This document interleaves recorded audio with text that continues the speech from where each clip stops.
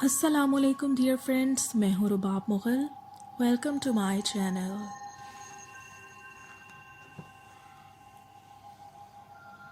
دوستو، جو واقعہ میں آپ سب کو سنانے جا رہی ہوں، یہ واقعہ میری امی کے ساتھ پیش آیا، جو کہ ایک سچا واقعہ ہے۔ آئیے اس کہانی کو میں ان کی زبانی آپ سب کو سناتی ہوں۔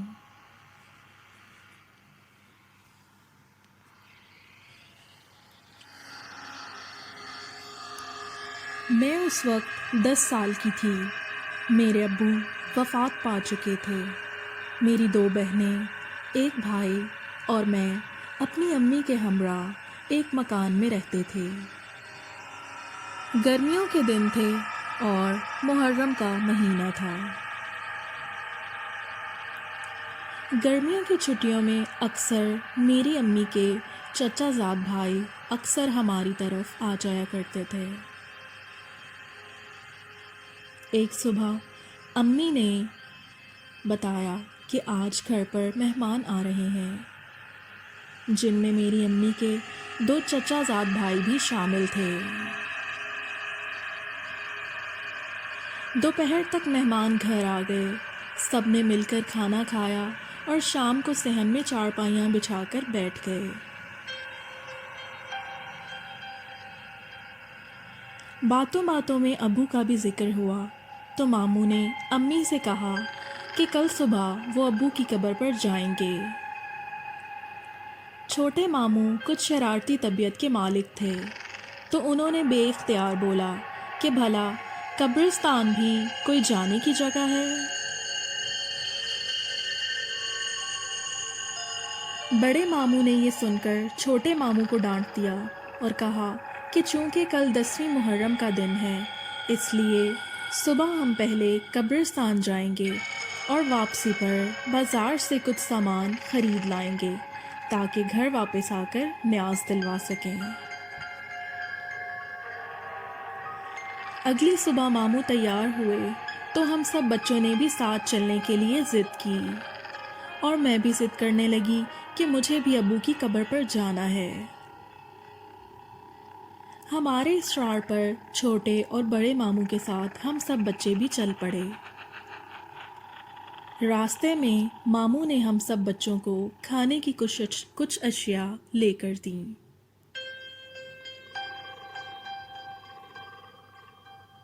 راستے میں چھوٹے ماموں ہمارے ساتھ شرارتیں کرتے اور یہاں وہاں بھاگنے لگے۔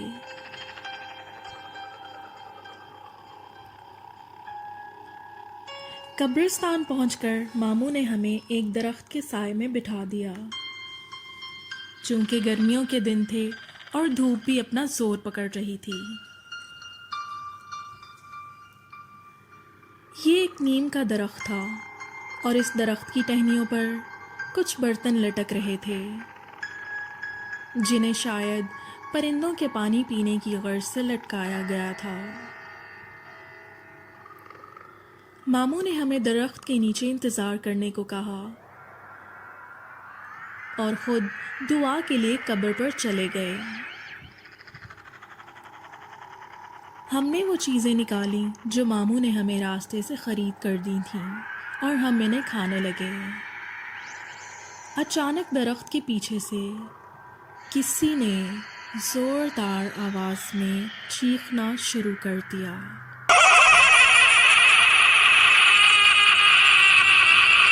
وہ آواز سن کر ہم سب لوگ بری طرح سے ڈر گئے۔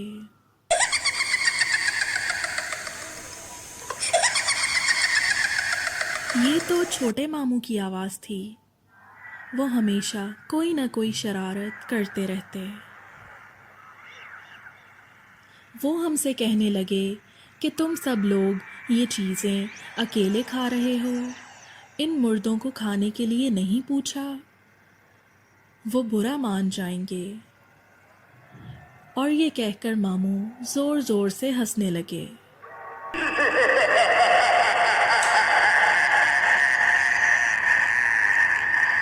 اور ہم سب ان کے اس عجیب رویے سے کافی ڈر گئے۔ پھر انہوں نے ہاتھ درخت پر رکھا اور درخت پر لگے ان برتنوں کی طرف اشارہ کیا اور کہنے لگے کہ یہ برتن اس فلاں قبر والے کا ہوگا اور یہ دوسرا برتن اس دوسری قبر والے کا ہوگا۔ ضرور یہ مردے رات میں اٹھ کر ان قبروں میں سے نکل کر برتنوں میں ایک دوسرے سے چیزیں مانگتے ہوں گے، اور یہ کہہ کر وہ ان قبروں کا مذاق اڑانے لگے۔ قریب ہی ایک قبر پر بیٹھے بزرگ یہ ماجرا دیکھ رہے تھے۔ وہ ہماری جانب آئے اور انہوں نے ماموں کو سمجھایا کہ ایسا مت کرے۔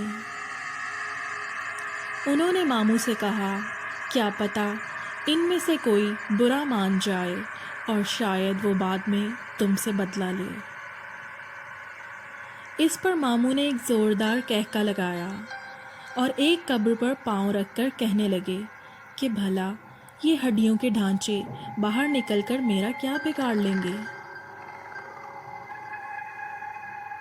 جب اس بزرگ نے محسوس کیا کہ ان کی باتوں کا ماموں پر کوئی اثر نہیں ہو رہا تو وہ وہاں سے چلے گئے۔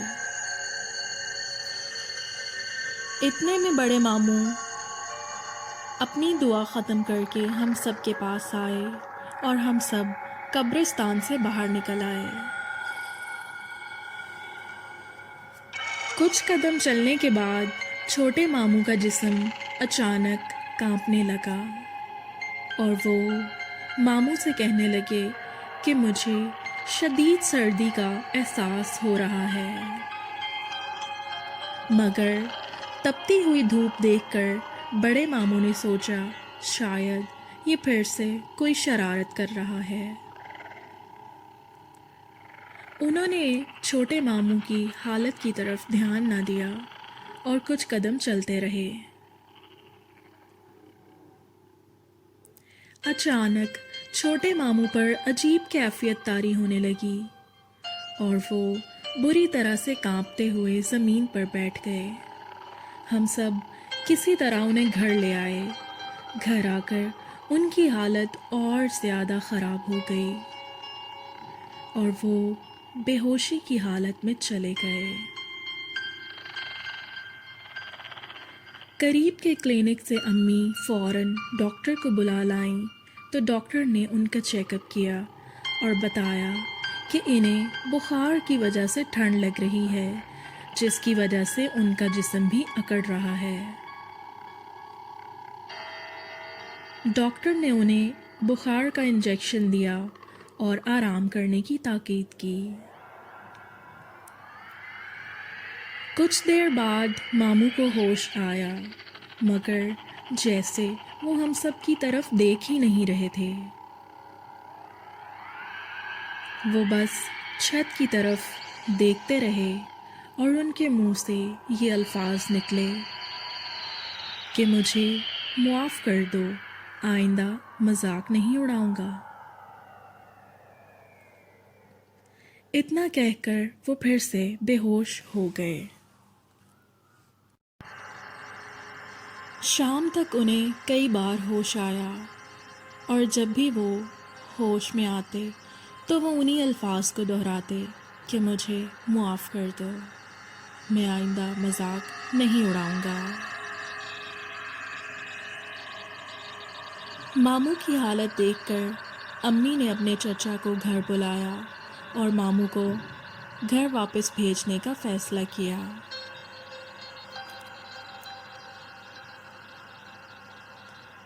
چنانچہ ماموں کے گھر والے آئے اور انہیں اپنے ساتھ واپس لے گئے، مگر واپس جانے کے بعد بھی ان کی طبیعت میں کوئی سدھار نہیں آیا۔ وہ بار بار بے ہوش ہو جاتے اور ہوش کی حالت میں آنے پر وہ وہی الفاظ دہراتے کہ مجھے معاف کر دو، میں آئندہ تمہارا مذاق نہیں اڑاؤں گا۔ کچھ دن تک یہ سلسلہ چلتا رہا اور ایک ہفتے بعد اچانک ایک صبح جب ماموں کو ہوش آیا تو انہوں نے پھر سے انہی الفاظ کو دہرایا اور ان کی آنکھیں وہیں کھلی کی کھلی اس چھت کی طرف جم گئیں۔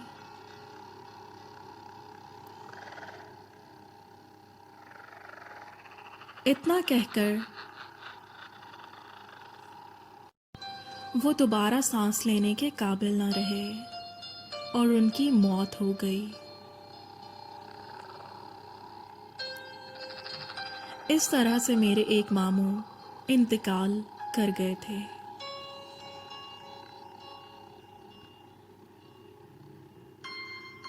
دوستو، کیا اس بزرگ کی بات سچی تھی کہ شاید ان قبروں میں کوئی ان کی باتوں کا برا مان جائے گا اور ان سے بدلہ لے گا؟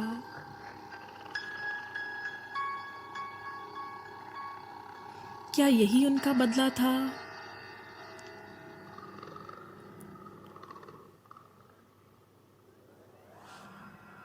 کچھ سوال خود ہی ان سوالوں کے جواب ہوتے ہیں۔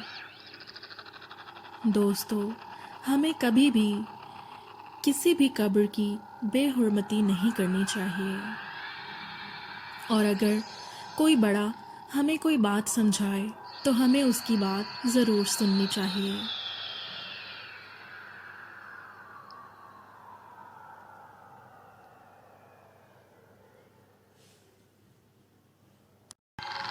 آپ سب نے بھی اکثر اپنے بڑوں سے سنا ہوگا کہ کسی بھی قبر پر پاؤں نہیں رکھنا چاہیے۔ دوستو، ہمیں اپنے بڑوں کی باتوں کو ضرور سننا چاہیے۔